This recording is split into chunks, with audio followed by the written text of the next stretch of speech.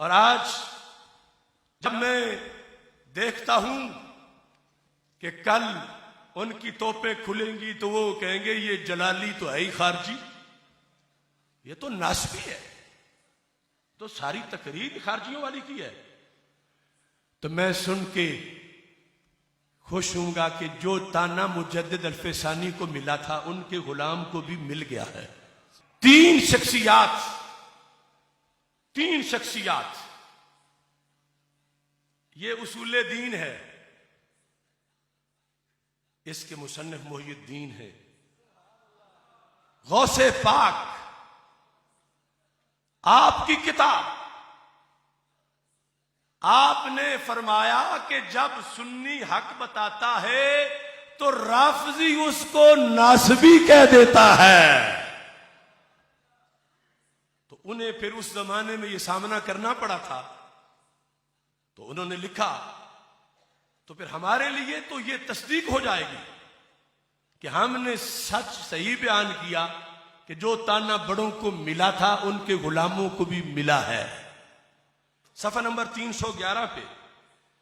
فرمایا سنیوں کو رافضی کیا نام دیتے ہیں؟ وَتُسَمِّيهَا الرَّافِضَةُ النَّاسِبِيَّةُ، سنیوں کو رافضی تانا دیتے ہیں کہ یہ سنی نہیں، یہ ناسبی ہیں، کیونکہ ان کا گھر تو تب پورا ہوتا ہے جو سنی کہلا کے کوئی سواریاں بٹھا کے لے جائے۔ تو رافضی سنی کو ناسبی کہتے ہیں، اور مجدد الفسانی مکتوبات شریف کے اندر جلد نمبر 2 میں جو دفتر ہے 6 اور صفحہ 76 حصہ ششم جلد 2 فرماتے ہیں وَبِسْيَارِ را از علماء کرام اہل سنت کے منع از افراط عام محبت می نمائن و در تعظیم و توقیر حضرات خلفاء ثلاثہ می کوشن خوارج می دانن، کہ رافضی ان علماء کو جو اہل بیت کی محبت کے ساتھ صحابہ کی محبت کا بھی درس دیتے ہیں اور سب کی تعظیم پڑھاتے ہیں، تو رافضی انہیں خارجی سمجھتے ہیں کہ یہ سنی ہے ہی نہیں، یہ خارجی ہے۔ تو 4 صدیاں پہلے مجدد صاحب کو حالات کا سامنا کرنا پڑا کہ جب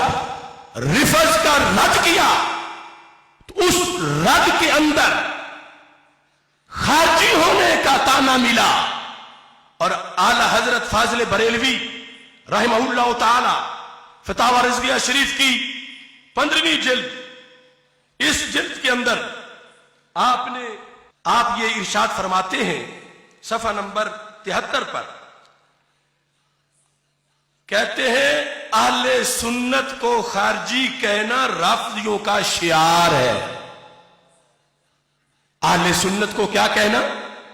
یہ ایف آئی آر تم پہ بھی کٹنی ہے کہ تم سارے خارجی اکٹھے ہوئے تھے وہاں پر، تو اہل سنت کو خارجی کہنا رافضیوں کا، صرف تفضیلیوں کا ہی نہیں، رافضیوں کا شعار ہے۔ تو ہم کہتے ہیں ضرور ہمیں کہو، لیکن ہمارے بڑوں نے تمہارا بھی پتہ بتا دیا کہ ہمیں جو خارجی کہے گا اعلیٰ حضرت کے فتوے سے ثابت ہوگا کہ وہ خود رافضی ہے۔ توحید و رسالت کا نعرہ دنیا میں لگانے نکلے ہیں۔